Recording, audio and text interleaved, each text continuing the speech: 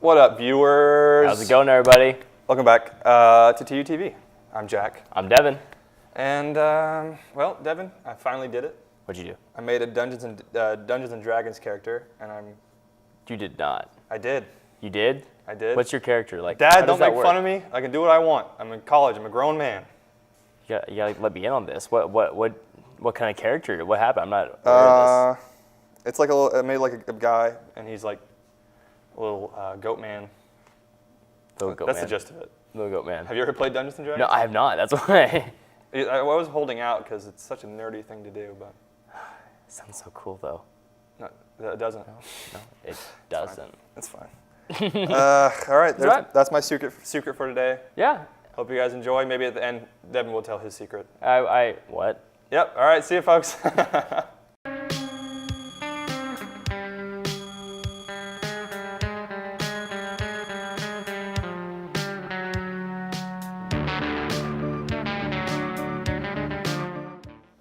Welcome to TUTV News. We have lots of stories this week. I'm William Bennett. And I'm Piper Prolago. Let's get into it. Okay. It's sweet, it's savory, and it's finally back. The ice cream machine in the Pat Case Dining Center has finally been fixed, bringing joy into many TU students' hearts.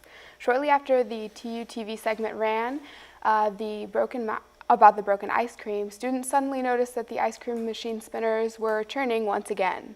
Many flocked to the dessert station, whipped out cones from the dispensers, and piled on the frozen dairy treats as high as they could. Students can be seen practicing their soft serve skills to show off to their peers. Many have shown noticeable improvements in their abilities, as a droopy scoop is now a rare sight. Once again, all is right on the TU campus now that the ice cream machine is alive and well. Elon Musk has been fined $20 million and has been forced to step down as chairman of Tesla for at least 3 years. This settlement agreement with the Securities and Exchange Commission comes after he misled investors by attempting to manipulate stock prices. In August, Musk tweeted that he was, quote, considering taking Tesla private at $420, funding secured, end quote. However, he did not have funding secured, and Tesla announced a few weeks later that there would be no deal. Tesla will now have to hire an independent chairman to oversee the company. Musk, who is valued at over $20 billion, will remain CEO and continues to hold roughly 20% stake in Tesla. Thousands of people came out to support breast cancer research this Saturday by attending Tulsa's Komen Race for the Cure. The annual event saw countless survivors, patients, and supporters participate in an untimed 5K race. Many attended to encourage current fighters to continue their battles. Petty Hoover, survivor of breast cancer, says, quote, I'm just here to let people know that just because you're diagnosed with cancer doesn't mean it's a death sentence. It doesn't, end quote. Hoover was told by her doctors that she only had 2 months left to live, but 80 years later, she still comes out to inspire others. An estimated 250,000 women are diagnosed each year, but many are able to successfully defeat the cancer with treatment. Over 800 people have died in Indonesia from twin natural disasters. On Friday afternoon, western Indonesia was hit with a 7.5 magnitude earthquake and an 18-foot wave in the span of an hour. Residents had not been adequately warned of the impending tsunami, as the monitoring buoys had not been operational for over 6 years. Dozens of people were trapped under the rubble of 2 hotel buildings, and rescuers had difficulties uncovering them because of a lack of equipment. Scores of citizens cried for food and medical attention as the Indonesian government sent out rations, but communication has been difficult. Extent of the damage is still unknown. Producer Sam Moody has a package for us about how to use McFarlin Library to study for midterms. Let's check it out. I like the library because of all of the helpful resources that are here. Being able to print 1,000 pages each semester for free is really nice, and I ran into a computer printing problem last week, so to be able to have somebody here at the reference desk to help me out with that. I also like to study upstairs in the silent room, or the reading room that is super silent, because that's where I get the most work done. It's really the only place on campus that I feel like is always that quiet. To a new freshman that is getting ready to study for midterms and finals, I definitely think that planning it out as far in advance as possible. And so I like to come to the library pretty much every day and get a little chunk of studying done, because although you probably heard it in high school, it stays the same for college, that the further in advance you start studying, the easier it is, instead of trying to cram everything the night before. Midterms are coming, and if you need a group study room to study with all of your friends together, you can check out one of our 2 study rooms that we have in the library. And then when finals roll around and you want to use the library reading rooms, we will be open 24/7.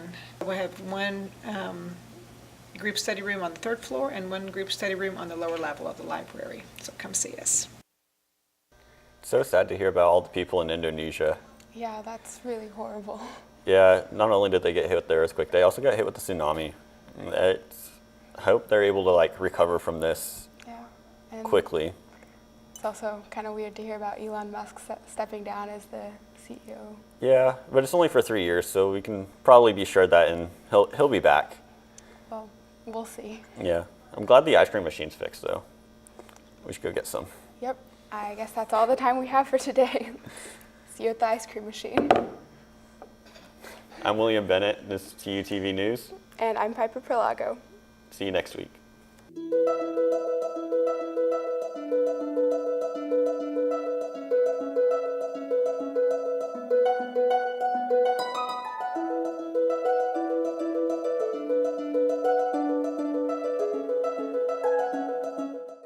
Welcome back. I'm here with Ben Arrendando.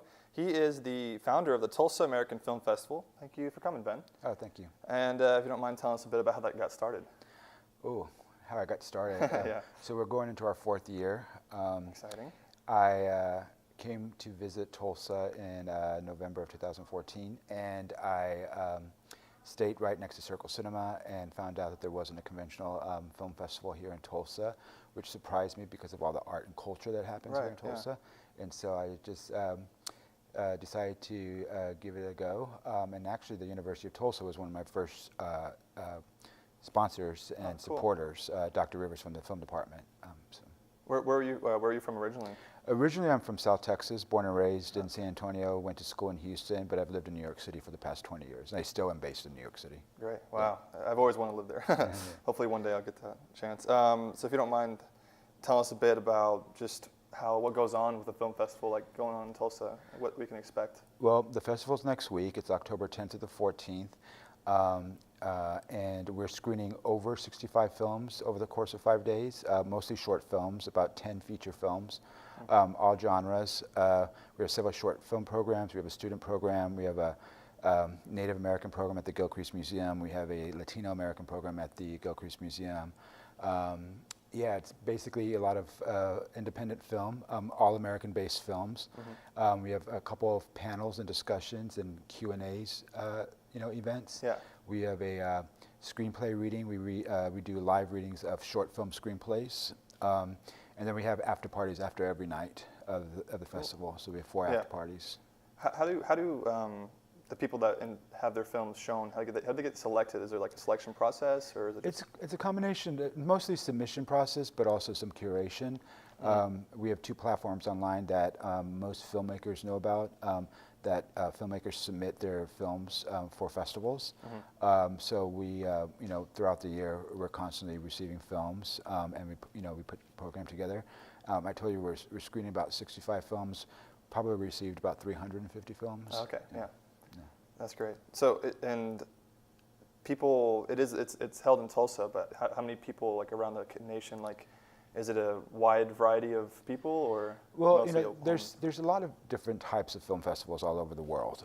There's the big ones, the real famous ones.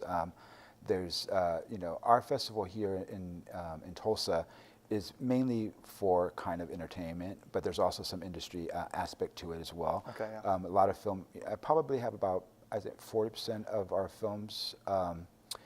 Filmmakers are coming from all over the U.S. We've got some film producers coming from New York and L.A. as guests at the festival. Okay, yeah. So it's starting to become a little bit more industry. That's nice. I feel like also that it's kind of nice to have the local vibe as well. It makes it a little bit more like homey, I guess you could say. Yeah, it's a good opportunity for us to introduce independent film. These are films that you're not going to even see at Circle Cinema, which is our art house theater here. But these are films that there's so many filmmakers out there producing and creating, and the festivals give them an opportunity to show their work. That's great. Yeah. And for people who are interested in attending or going, where do they need to go to get tickets or show up? You can go to our website at tulsaamericanfilmfest.com. Okay. And you can see all of our program and our schedule there and ticket links. And one thing I do want to say that we're very proud of our student program. We work with the University of Tulsa a lot, very closely. And all students, whether you're film majors or not, get in for free to all the festival. You do have to, sign in and get a pass, but you can attend any screening for free, and any students. Great. Okay, that's nice. That's really nice. That's a good incentive for us poor college folk. Yeah, exactly. And is there any specific projects that you're looking forward to there? I mean, I don't want to make you choose favorites, but programs, you mean? Yeah. I mean, it's so hard to say because there's so many films. Yeah. One of my favorite films is actually a film that's not in competition, but we do also show some classic films sometimes, or films that are kind of special screenings. We're showing a documentary called Hal, and it's a feature documentary about Hal Ashby, the director, and that's screening at the Woody Guthrie Center. That's one of my favorites. There is our opening night film is a documentary. One of our missions of the festival is to tell American stories, and that means American stories that are made of all people from all walks of life. Right. It's different cultures, different backgrounds. Our opening night film is a documentary called Guardian of Angel, and it's about this Muslim guy from Turkey who lives in Los Angeles, and over the course of his life, he's fostered over 70 terminally ill children. Wow. And he's still doing it. And the documentary is based on his foster right now, who was supposed to die when she was a year old, and she turned 7 years old in the documentary. That's amazing. And he's a Muslim and he's Turkish, and he is doing great things with his life. And it's a story that I feel like people should be introduced to. I think so. Yeah. That's amazing. Well, thanks again so much for being here and letting us know what's going on. And thanks again. Thank you.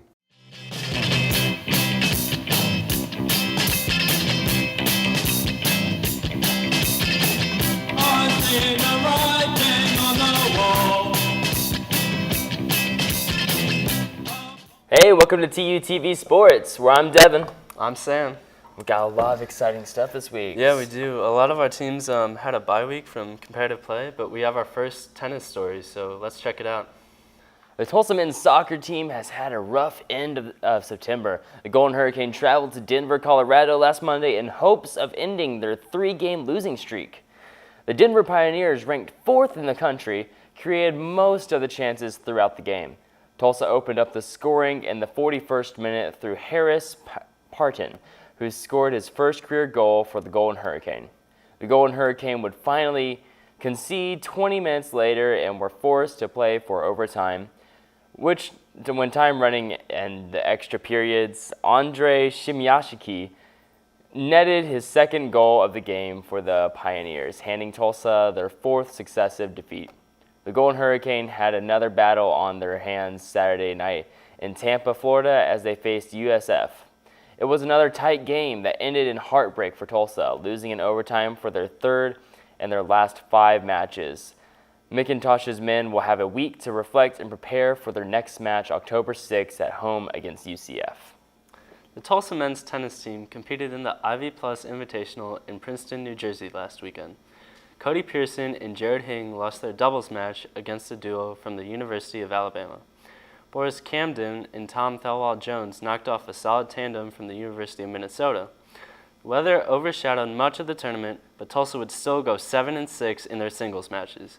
The Golden Hurricane return home for the beginning of October as they host the St. Francis Health System ITA Championships this week. As with the start of October each year, Major League Baseball has begun their playoffs. After a long regular season, 2 divisions required a tiebreaker. The National League Central and the National League West. In the Central tiebreaker, the Milwaukee Brewers outlasted the Chicago Cubs 3-1 to claim the division for the first time since 2011. The West tiebreak was a much more dominant display from the Los Angeles Dodgers as they beat the Colorado Rockies on the way to their 6th straight NL West title. Losses in the division tiebreakers mean that the Rockies and the Cubs will meet in the wild card play-in game on Tuesday. The winner will face Milwaukee in the NLDS, and the loser will see their season end in bitter defeat. The Tulsa women's volleyball team has found some momentum at the right time. After dropping a couple road games, the Golden Hurricane have found the right mix. Now here's Drew with some shots of their first conference Masters of the season on September 21st against Memphis. The Tulsa Golden Hurricane volleyball team began their conference schedule with a home match against Memphis on September 21st. The Tigers, who had an up-and-down preseason, traveled to the Reynolds Center for their first match of the season, hoping to inflict a third consecutive loss on the hosts. Despite dropping their last 2 games on the road, Tulsa was 3-0 at home this year coming into the game. The Golden Hurricane were rampant in the first frame, getting off to a 7-1 start and never looking back. Rachel Moore recorded 7 kills while hitting .438 in the set. Taylor Horsfall contributed 6 digs as Tulsa maintained their momentum. The Tigers never seemed up to the task in the first set, and the home side ran away with it, 25-12. Memphis found some life in the second set, jumping out to a 6-4 lead and then again at 10-6. Hannah Flowers was a prominent force on the front line for the Tigers, collecting 11 kills in total. An 8-4 run would see Tulsa draw even in the set, one that saw 8 ties and 3 lead changes. Maggie Hembry contributed 4 kills, 2 crucially at the end of the second frame to help Tulsa take it, 25-21. The Golden Hurricanes stormed out to a 6-0 lead in the third set, eager to close the game out. Memphis came to within touching distance a couple times in the frame, but Tulsa would build a 4-point lead at 18-14 that proved insurmountable.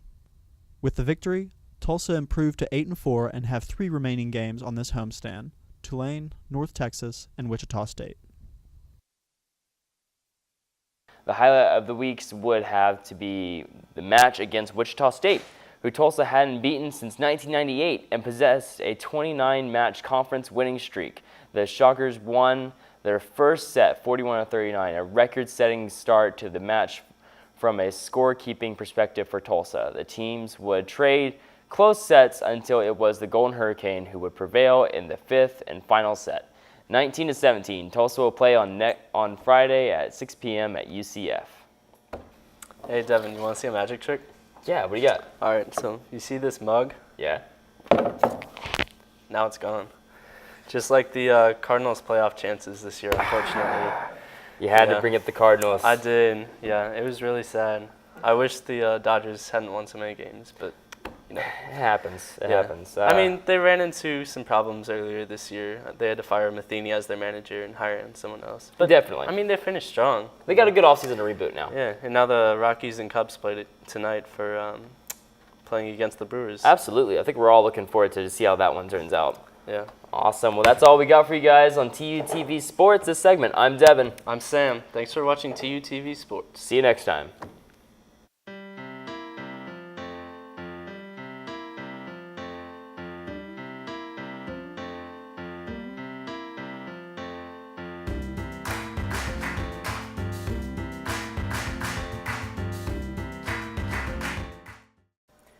Hello and welcome to TUTV Entertainment. I'm Christina Buell. And I'm Miles Fisher, bringing you the hottest news this week in entertainment. Tom Hanks will be coming to your neighborhood in October of 2019 as Mr. Rogers.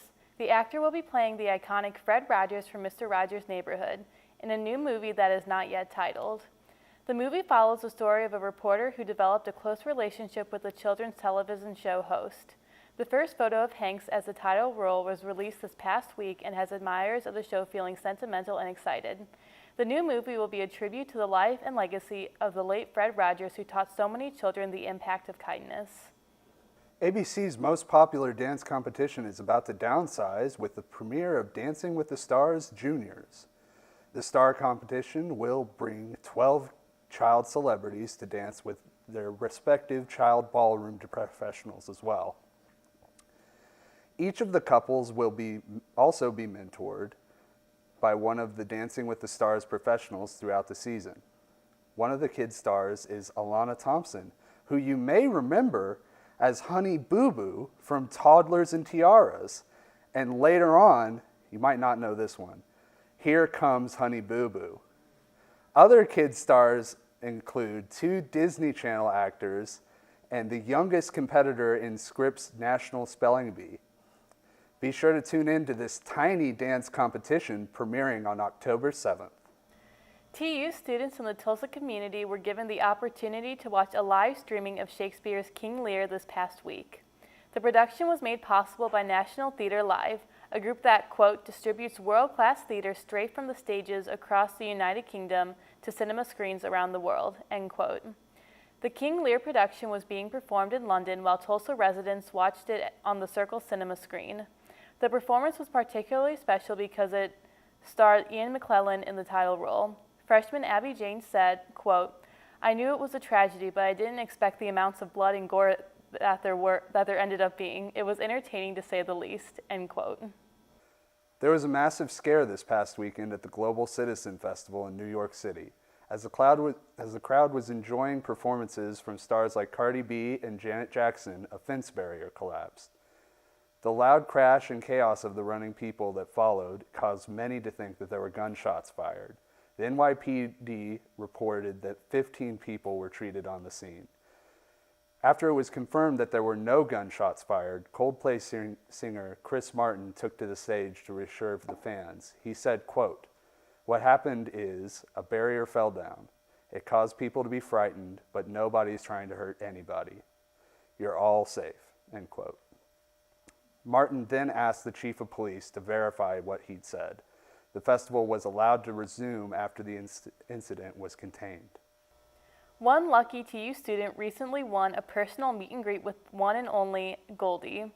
The University of Tulsa Instagram held a contest this past week on their page.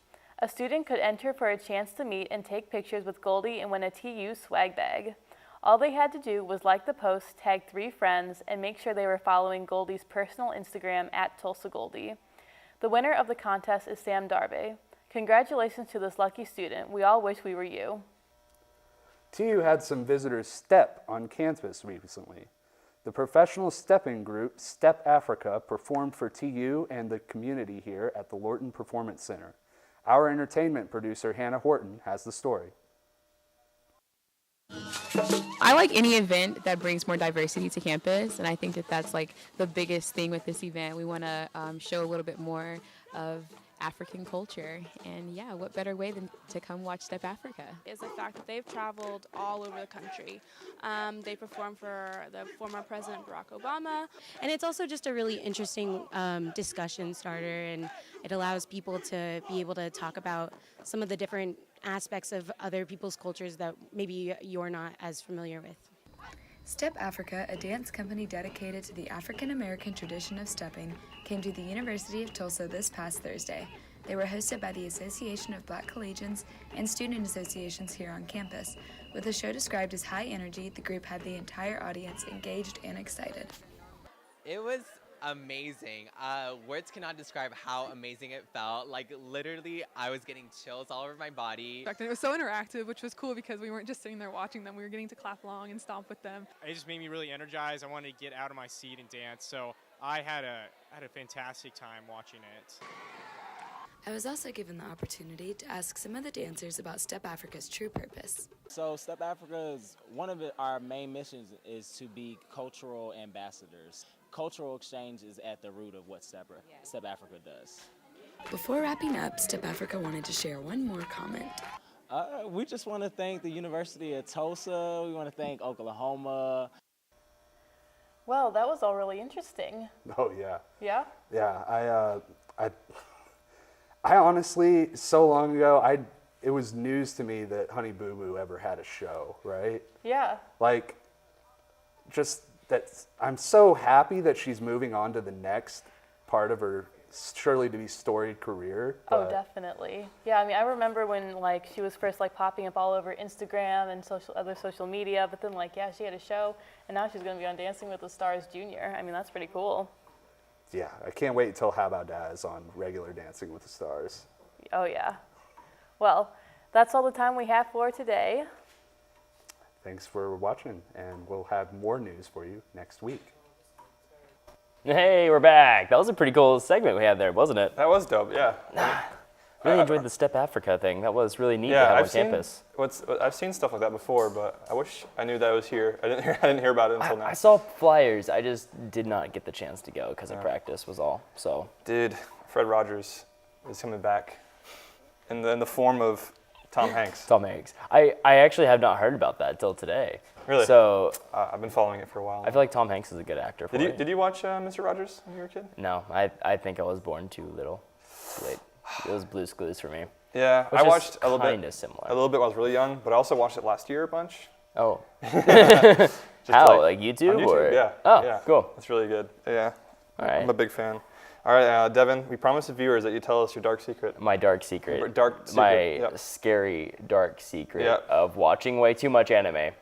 I know. Damn. See, a lot of people. Yeah, a lot there's of people, no more on Netflix. I know a lot of people on set that watch anime, and I just don't. I don't like it. It's not good. That's what I used to think. And then Really? I saw like turned you? a bunch, and yeah, I watch a lot. Well, I guess it's one thing. I watch a lot of children's shows. You watch a lot of anime. That's just fair. I watch a lot of everything, but yeah, anime is up there. Yeah.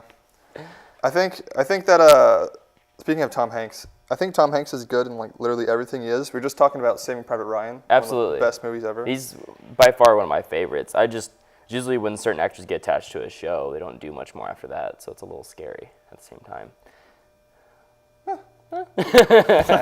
Be fine. Tom Hanks okay. is. Tom That's Hanks a good way to go out, It's right? divine. There's no way you can. Alrighty, folks. Thanks again for watching. Yeah, thanks for tuning in. Yep, and I hope you guys have a wonderful life, like in general. Yeah, and a wonderful I love life. you, and I miss you. Bye.